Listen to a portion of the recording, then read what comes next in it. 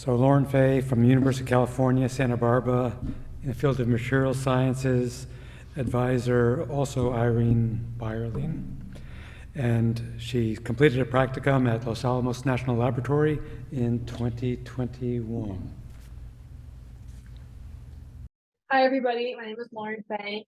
Unfortunately, I wasn't able to attend the program review this year, but I'm still excited to get to talk to you all about the research that I performed during my PhD. So the title of my talk is PhaseField Dislocation Dynamics, Modeling of Multi-Component Alloys, and hopefully by the end of this talk, you'll understand a little bit more about what all of those different terms mean. So if we think about new technologies like fusion reactors or improving current technologies like turbine engines, these technologies are often limited by the materials that they're composed of. So in these two cases, these materials are exposed to really extreme environments, either extreme temperatures and high radiation. And the materials that they're composed of need to be able to withstand those environments. So the materials I'm going to be talking about today belong to the refractory block of the periodic table, and they're called refractory alloys. So these 9 elements here all have very high melting temperatures, and therefore we're interested in them for applications at high temperatures. So this talk is split into 2 parts. So the first part, I'm going to talk about a special type of refractory alloy called multi-principal element alloys. And then in the second half, I'm going to talk about how interstitial elements can play a role in these materials. So first, the multi-principal element alloys, or MPEAs. So these alloys are composed of several element types with no dominant species. So if you look at this schematic here of a traditional alloy, you can see that it's mostly composed of one element, and then we add small amounts of other elements to kind of adjust the properties. An MPEA, on the other hand, we basically take a whole bunch of elements, throw them all together, and they form this disordered lattice structure where no element is the dominant species. So MPEAs are interesting because some have been shown to have a combination of high strength and high toughness, while there's usually a trade-off there. And then there's also a large unexplored composition space. So if you look over here, if you can imagine how many different combinations of these 9 elements in different ratios, you can imagine that there are tons of alloys out there that we haven't even discovered yet. And refractory MPEAs in particular are interesting because of their high temperature properties. So if we want to understand material strength, we need to think about dislocations. So dislocations are line defects that control the plastic deformation of a material. So this picture here is kind of our classic 2D schematic of a dislocation. So all of these are atoms and are arranged in a lattice. If you imagine that we insert this extra half plane of atoms here, we form this discontinuity here, and that's our dislocation. And that dislocation can travel through the material and create a permanent shape change. So just so we're all on the same page, I want to define some of the terminology I'm going to be using throughout this talk. The dislocations are defined by their Berger's vector. So that tells us the direction of the shape change that a dislocation is creating. They also have a line direction. So in this example, that's going to be coming in and out of the screen towards you. And then there is a flip plane, and that is the plane in which the dislocation is gliding. There are 2 types of dislocations I'm going to be talking about today. There are screw and edge dislocations. So screw dislocations have the Berger's vector that's parallel to the line direction, and edge dislocations have Berger's vectors that are orthogonal to the line direction.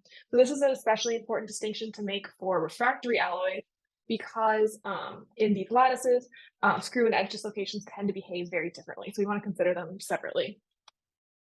So the method that I use to study dislocations in refractory alloys is called PhaseField dislocation dynamics.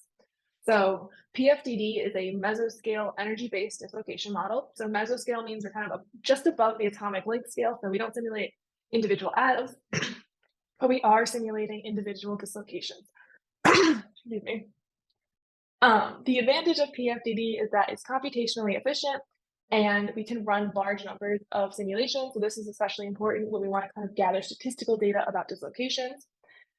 PFDD works by tracking the scalar order parameter phi throughout our 3D volume. So phi tracks whether or not a point in space has been slipped by a dislocation. So if we wanted to represent a dislocation loop in PFDD, say that our dislocation loop is in white here, everything outside of the loop has phi set equal to 0, and then everything inside the loop has phi set equal to 1. And that's how we track our dislocation structure. And then we use those order parameters phi to calculate a total energy for our system. So here we're using 3 different energy components. The first is an elastic interaction energy, so that accounts for any elastic strains created by the dislocation. The next is an externally applied energy, so that accounts for the applied stress state that we're imposing on our simulation. And then finally, there's a lattice energy term, which measures the energy required to break bonds within the material. And that's parameterized by this value called the unstable stacking fault energy, or USFE, which I'll explain in more depth on the next couple slides. And then we take this total energy and we minimize it with the Ginsburg-Landau equations, and that's how our order parameter phi evolves in time, and that's how we simulate dislocation dynamics. So the unstable stacking fault energy, or UFFE, measures the energy required to break bonds across a slip plane. So if you imagine this perfect lattice here, if this is your slip plane, if you take this top slab of atoms and slide it over the bottom slab, you're going to be breaking and then reforming all of these bonds, and there's an energy barrier associated with that. So that's your stacking fault energy curve, and then the peak of that curve is the unstable stacking fault energy. Now, that picture was for a pure material where everything is one element. If you remember, our MPEAs have this disordered lattice structure. So we have a bunch of different elements, all kind of in a random arrangement. And what that means is that that calculation of USFE is going to depend on where we take the slice through our slip plane. So if we calculate the USFE here versus here, we're going to get slightly different values. And we want to incorporate all of that into our PFDD simulation so that we can understand these MPEAs. So we did these calculations using density functional theory. So we have this simulation cell here. We're looking at a ternary MPEA, molybdenum, niobium, and titanium, all in equally atomic proportions. And we basically take slices through different slip planes, calculate the USFEs, and then we can kind of get these full distributions of USFE that we can incorporate into our PFD simulation. So here's some examples of what those look like. We create these lattice energy surfaces with different correlation lengths. So those correlation lengths are kind of measuring the distance over which the USFE is changing within our material. And then we can use those within our PFDD simulation to look at dislocation dynamics. So the first thing we looked at was dislocation multiplication. So specifically, we simulated a Frank resource. So this is a common mechanism for dislocation generation in metals. So basically what happens is you have a dislocation that's pinned on two ends, and you apply a force, and that force causes the dislocation to bow out from between those two ends, and then eventually it kind of wraps back around on itself and pinches off this full dislocation loop. So what that looks like in our PFDD simulation here, here this red line is our dislocation, and you can see that wrapping back around on itself and forming dislocation loops. So this is just one example. We actually ran many of these Frank resource simulations in this material on different slip planes, looking at both screw and edge-oriented Frank resources. And what we found was that both screw and edge sources are controlled by kink pair nucleation into low USFE regions. So what I mean by that is that along our dislocation length, there's going to be some areas that have lower unstable stacking fault energies and some that have higher, and our dislocation is going to bow out into those lower energy regions and form this shape where these two ends are called kinks. So that's a kink pair. And essentially what that allows the dislocation to do is form these, is to generate dislocations more easily because there's these weak points along the dislocation line.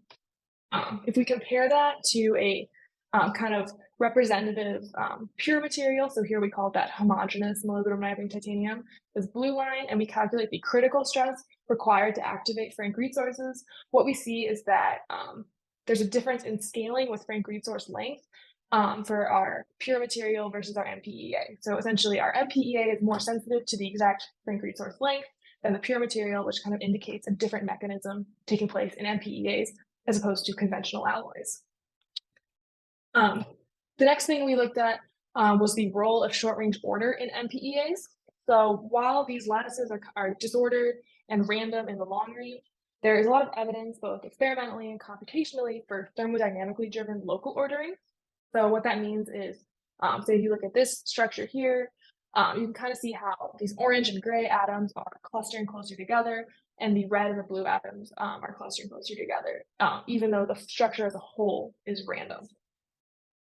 So to kind of investigate that with PFDD, we're looking at two different MPEAs now. So we have the molybdenum, magnesium, titanium that we were already looking at, and then we're going to compare it with tantalum, magnesium, titanium. So we just swapped out the molybdenum, and the reason is the molybdenum alloy experiences more short-range ordering, while the tantalum alloy experiences less. So we can kind of compare how that's affecting our material properties.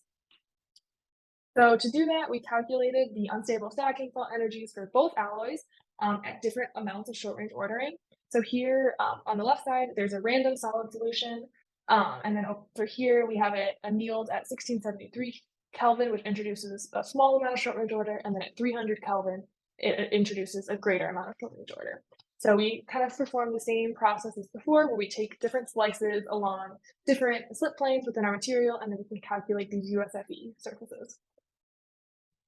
We can put those into our PFDD simulations, and here we looked, instead of at dislocation multiplication, at the glide of straight dislocations. So here on this side, I'm showing the dislocation. This is an edge dislocation, dipole, so there's two edge dislocations here, and then over here is the stress strain curve. So if we watch, initially at low stresses, nothing's really happening. Our dislocations are staying straight, and then as we get to a higher stress, we'll start to see the dislocations bow out into these lower USFE regions, and you get this really, really wavy structure where some parts of the dislocation are moving more easily, and then other parts are being pinned by high USFE regions. And you can see that what's resulting because of that is that there's this kind of stair stepping in the stress strain curve, because the dislocation can move a short amount and then it's stuck again, and that just process keeps repeating. So it's experiencing very difficult glide, and we get these really long wavy dislocations. So to kind of analyze these as a group, since we ran lots of simulations, we want to extract some quantitative value from the stress strain curve. But as you can see, there's not really one critical stress value. So instead, we extract an initial critical stress, sigma I, and a final critical stress, sigma F. So those kind of represent the range of critical stresses where our dislocation is moving, but maybe becoming pinned below sigma F. We can compare that with our screw dislocation simulation. So here we have the exact same simulation setup, except here we have a screw-oriented dislocation instead of edge. I'll skip ahead a little bit here because it takes a little bit to start moving. And then once we get up here to kind of our first critical stress, you can see that the dislocation, again, it will bow out into lower USFE regions. But unlike the edge dislocation that was creating a lot of waves, the screw dislocation maintains a lot of its straight screw character, even during glide, but it's still creating this kind of stair-stepping dislocation behavior. And then at this upper critical stress, you can see it gliding, but still remaining much straighter than the edge dislocation. And again, we can extract the same initial and final critical stresses from all of these simulations. So we can compare those critical stresses, sigma I and sigma F, for the edge and the screw, for the two different alloys, and then for the different amounts of short-range order. So you can see right away that the blue, orange, and green bars that represent the tantalum alloy have lower critical stresses, where the molybdenum has higher, the molybdenum-containing alloy has higher critical stresses. And then if we want to compare how the short-range order is affecting these dislocation critical stresses, we can plot the average critical stress normalized by the average critical stress for the random solid solution. So this is kind of like the increase caused by the short-range order. Then we plotted that against a value called the degree of short-range order, which just represents the extent of short-range order in those alloys. So you can see that as short-range order is increasing, critical stresses are increasing.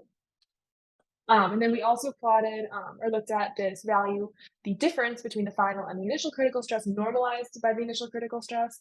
So this represents the kind of amount of hardening in our material. So the difference between the stress required to initiate glide and the stress required for the dislocation to actually glide across the entire slip plane. So we see here that short-range order, while it's increasing critical stresses, it's decreasing the amount of hardening in our simulations.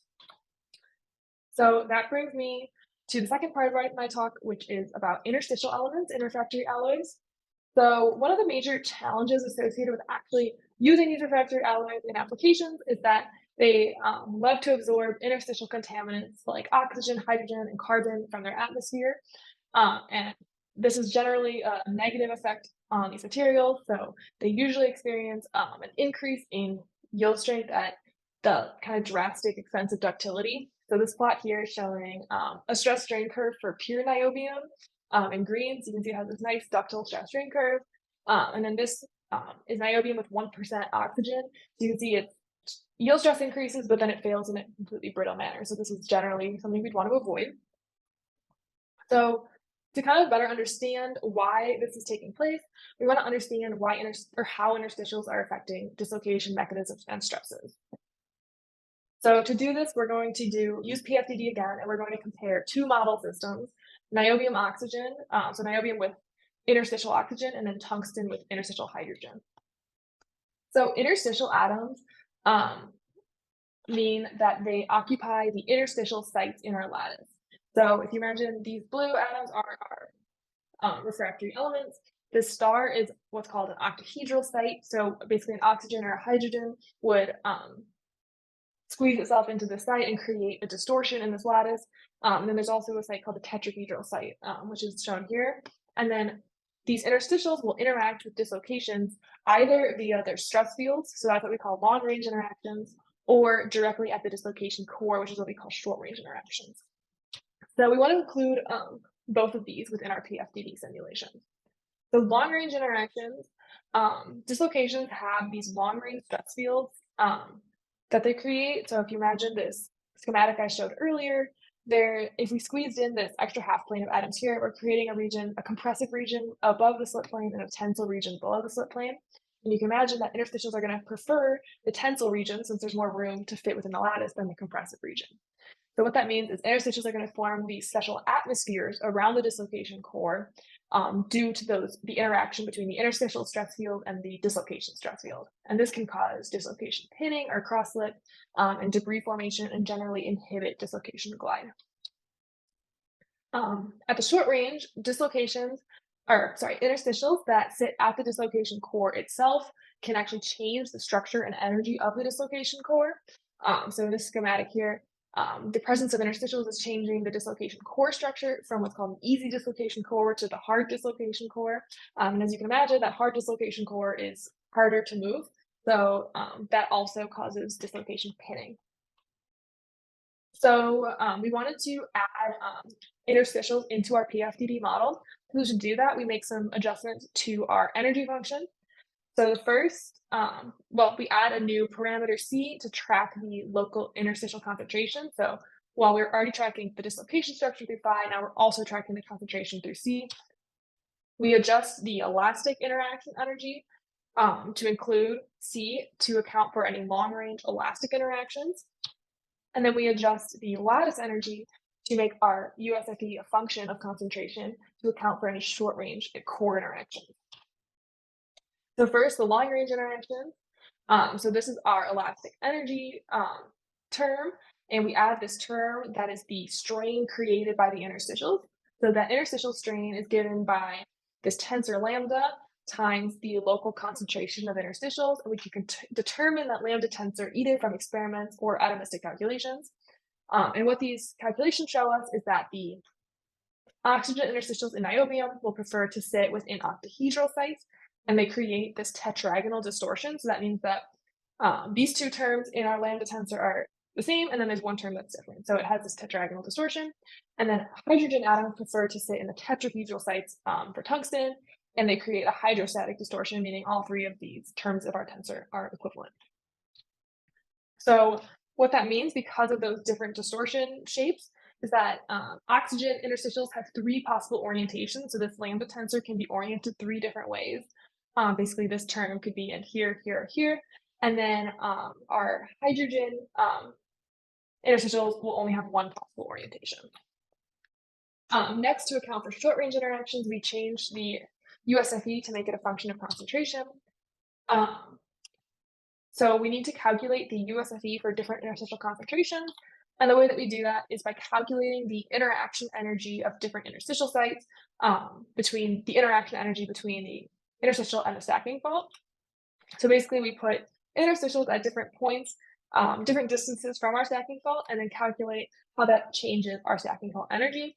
And then we can combine it with this equation here, where we include the concentration and the area of a stacking fault in order to get a function that calculates our USFE as a function of concentration.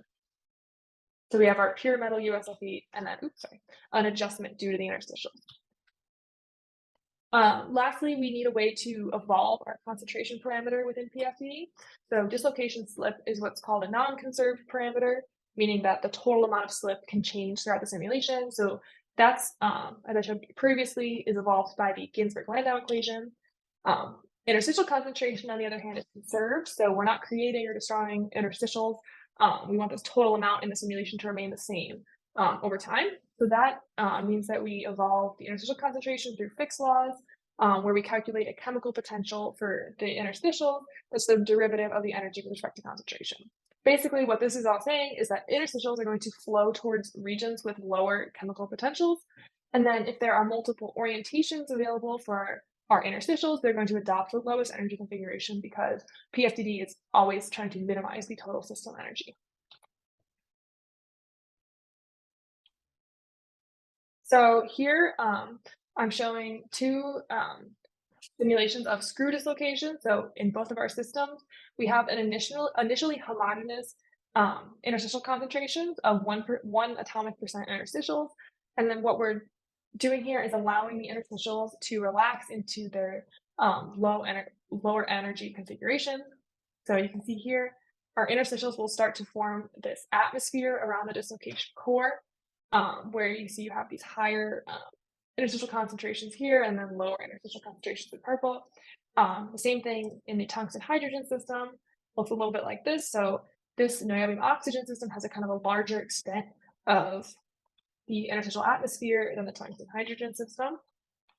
And if we want to look at why those atmospheres look different, we have to look back at the chemical potentials.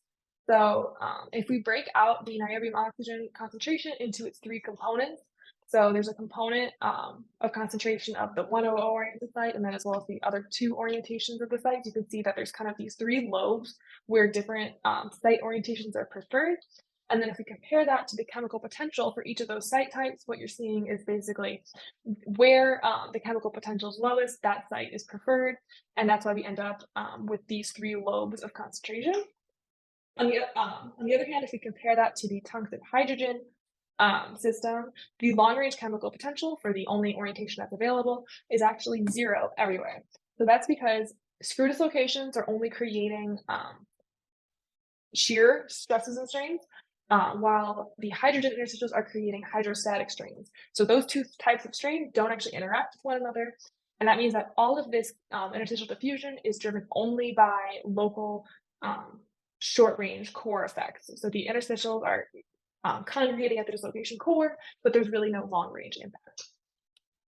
Now we can compare that for our edge dislocation. So again, we have the same initially homogeneous concentration, and we can run our simulation here. You can see this in the niobium oxygen system, we get this kind of complicated looking interstitial atmosphere around our edge dislocation.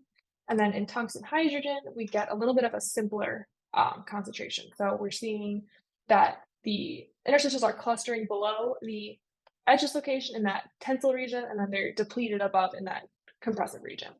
And again, this is just due to the difference in the long-range chemical potentials for those two systems. So because of that tetragonal distortion and the kind of complicated edge dislocation stress fields, we get these funnier looking long-range chemical potentials, which ends up with this more complicated atmosphere for the oxygen interstitials, while the tungsten hydrogen system has a simpler chemical potential, so we end up with a simpler atmosphere. Now we can, once these atmospheres form, we wanted to know how do these atmospheres affect the dislocation glide behavior? So what we did is basically we form the atmosphere, we freeze it, and then we calculate the critical stress required for the dislocation to break away from that atmosphere. So what we found is that in some cases, the dislocation can glide a short distance before becoming pinned again. So maybe it glides one Burgers vector and then it's stuck. We call that the initial stress. And then we also calculated the breakaway stress. So that's the stress for the dislocation to glide completely away from its atmosphere. What we saw is that the screw dislocation initial stress decreases with interstitial concentration for both niobium oxygen and tungsten hydrogen. So what that means here is you can see that as concentration is increasing, that initial stress is decreasing. And then what we see is that the breakaway stress for niobium oxygen is increasing with critical stress. So that's for both screw and edge dislocations. And then the breakaway stress for tungsten hydrogen was basically unaffected by the presence of hydrogen. So that those oxygen atoms are inhibiting our dislocation glide, while hydrogen atoms are not having as strong of an impact on the critical stresses. So that brings us to the end of my talk. So in conclusion, these refractory MPEAs show promise as high temperature materials. Through our PFDD simulations, we showed that dislocation mechanisms in these MPEAs differ from pure refractory alloys. There are different mechanisms like athermal kink pair nucleation, and we showed how short-range order can increase dislocation critical stresses. We also looked at interstitial dislocation interactions, showing how oxygen and hydrogen create different interstitial atmospheres due to their different site type occupations and shapes. And then we showed that hydrogen and oxygen can alter dislocation behavior in different ways through those critical stresses. Going forward, work can be done to look at temperature in PFDD, to look at thermally activated mechanisms. Again, since these materials are intended to be used at high temperatures, it'll be really interesting to see how these different mechanisms in these alloys change when we start looking at the effects of temperature.